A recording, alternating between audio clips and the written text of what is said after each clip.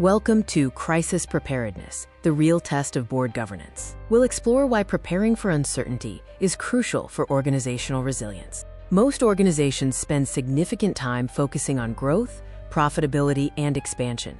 However, very few organizations devote the same level of attention and resources to crisis preparedness. The reality is that crises rarely arrive with advance notice. A cyber attack, a fraud incident, or a sudden supply chain disruption can halt operations overnight. What makes these situations truly dangerous is not always the crisis event itself. It is the lack of clarity, the slow reaction, and the inadequate response that stem from insufficient preparedness. Many companies assume their insurance, policies, or compliance frameworks are sufficient protection, but history repeatedly shows weaknesses are only discovered during an emergency. Let's shift our perspective to a key insight about the nature of crisis in modern governance.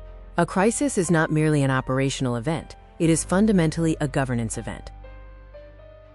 When a crisis occurs, stakeholders evaluate the effectiveness of board oversight, risk management, and organizational resilience, not just management's immediate response. The strongest companies respond effectively because they prepared before the crisis occurred. Preparation during stable times allows for calm judgment during turbulent times. Boards should treat crisis preparedness as a strategic governance responsibility, not just a compliance exercise. Here are the key areas of focus.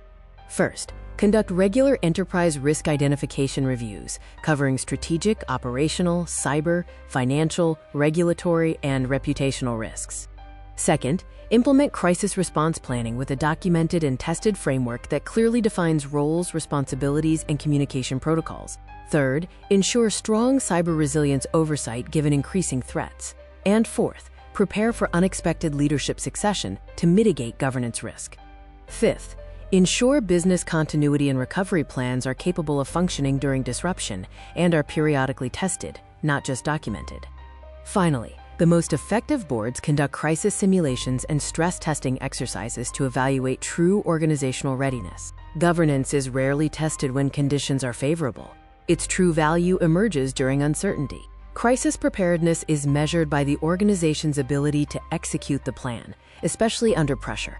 A company may survive a crisis due to strong management, but it becomes truly resilient because of strong board governance. Prepare thoughtfully, respond with confidence.